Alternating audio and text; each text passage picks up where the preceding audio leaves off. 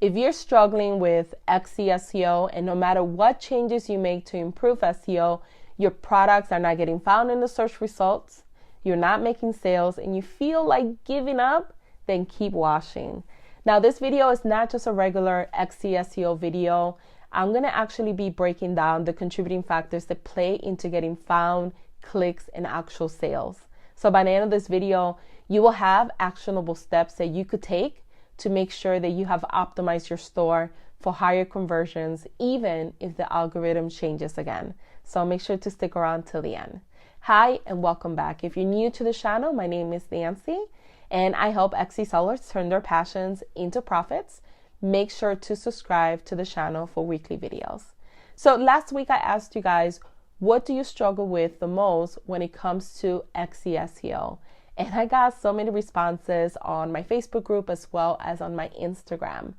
And the typical answer that stood out to me was that many of you guys are tired of the constant algorithm changes. As soon as you figure something out, they change it again. So what I wanted to do a little bit different in this video is, before we dive into Etsy SEO, I wanted to talk about all of the contributing factors to a successful store. And it all starts by having a unique, irresistible product. If you are selling a very similar product to other products on Etsy's marketplace, it's going to be a lot harder for you to stand out in a saturated market and for you to start getting sales on a continuous basis. You need to evaluate your products and ask yourself the following questions. Why will customers buy from you? How is your product better than your competition? What are the pain points that you are solving? If you can't answer these questions about your products, you need to focus on this before proceeding with Etsy SEO or anything else. Now, if you're having a hard time adding your unique selling proposition, what you could do is the following. Find who are your top 3 competitors. What are they offering? What are their strengths? What are their weaknesses? And use that information to make your product better than theirs. This is going to help you figure out your pricing. It potentially could even help you consider a premium price if your product offered a better solution to the problem.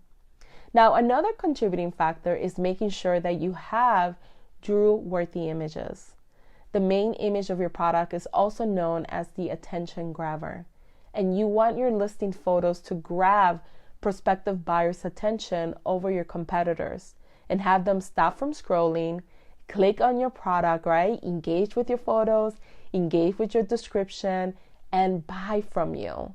However, if you don't have great photos, it's gonna be really hard. It can actually prevent you from getting a sale, no matter how great your product is, and also no matter how well your SEO is done.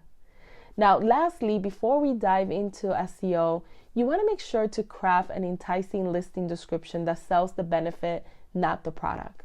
Successful selling means showing prospective customers how your product meets their needs and why your offering is the right solution.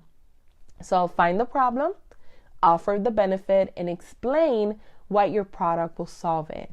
Now, many sellers focus on selling the product, and if people can't see how your product can solve their problems, it stands in the way of closing the sale.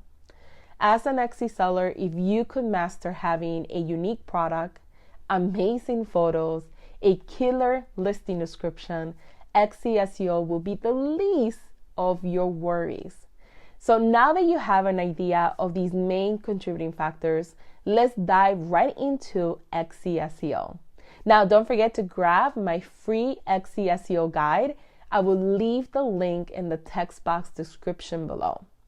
Now, I want to start by saying that we don't have control over Etsy's algorithm, and it's okay. They are going to constantly work on it, right, to improve it, make it easier for customers to find what they're looking for. I have been a digital marketing specialist now for 11 years.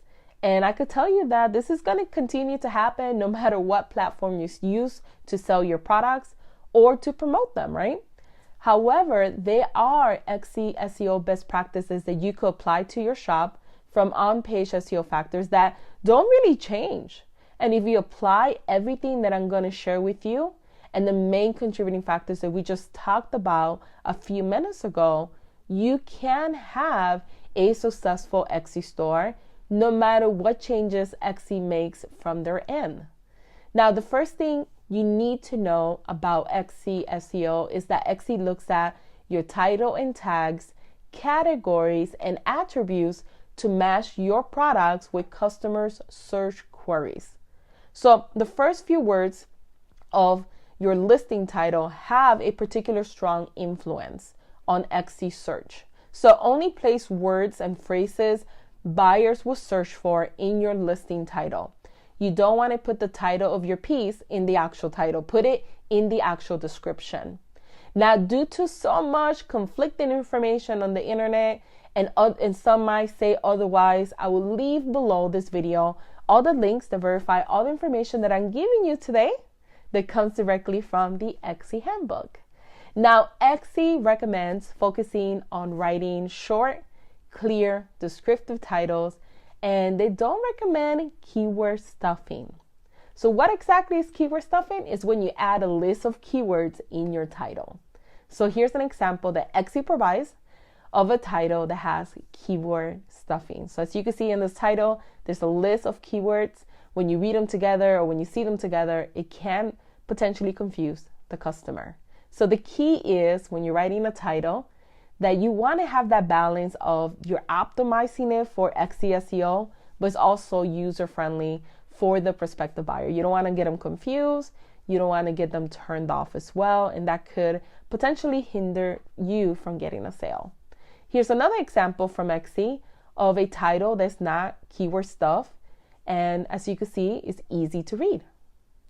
Now, the tags you use on your listings are an opportunity to include 13 phrases that describe your unique product.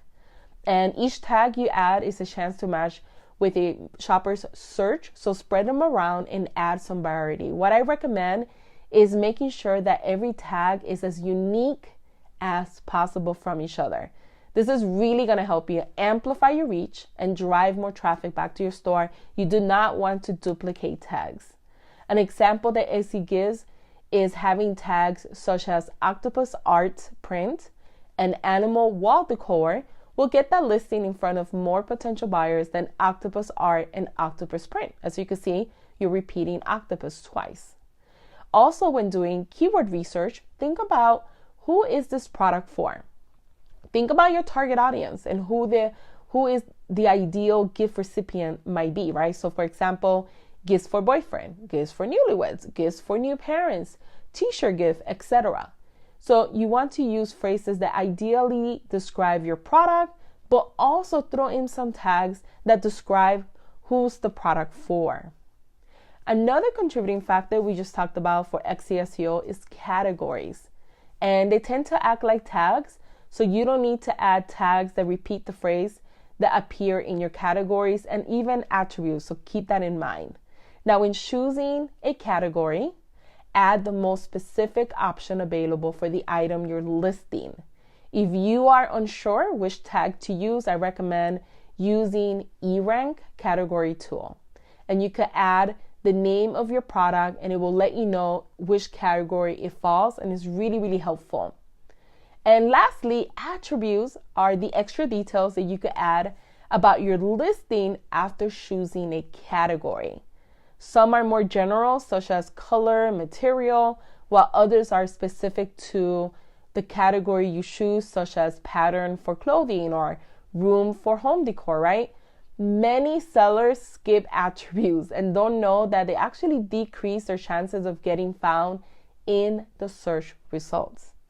Now, the bottom line is that Etsy SEO is one part of the equation of you making sales. Keep in mind that the photo is what grabs the prospective buyer's attention to stop scrolling and click on your product. Etsy SEO is how they actually found you in the first place. And the listing description is what ultimately convinced them to buy. Everything works hand in hand. So I am an open book. Please let me know in the comments below if you have any questions about anything that I mentioned. And thanks for watching.